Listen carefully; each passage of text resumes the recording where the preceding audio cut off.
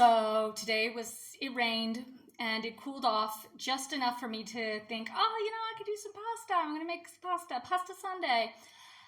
But then I started cooking it and I realized wow, that was a terrible idea since you've heated up your kitchen on the one cool day this summer. So I've got my pasta burning and while I am here and miserable over the stove, I might as well make you miserable by reading some poetry. But this is good poetry because it's classic poetry.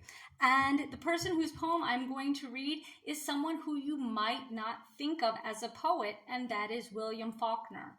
And I think he'd actually be very disappointed to know later generations don't really consider him or are unaware that he published significant amounts of poetry. He published 3 poetry books. And he called himself a failed poet. But he really found his calling in first short stories and then in novels.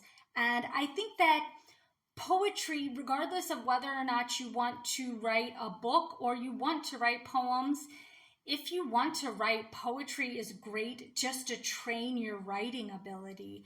It really does force you to think about each word that you choose to get the maximum impact.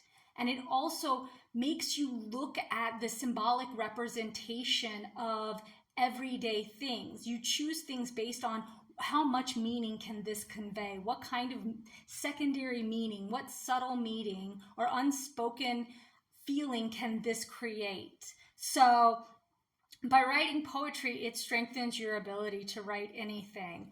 And William Faulkner, he was a Nobel laureate, so kind of strengthens the point on that. Now, the poem I'm going to read is called The Ringed Moon Sits Eerily. The ringed moon sits eerily, like a mad woman in the sky, dropping flat hands to caress the far world's shaggy flanks and breast, plunging white hands in the glade, elbow deep in leafy shade, where birds sleep in each silent break, silverly there to wake.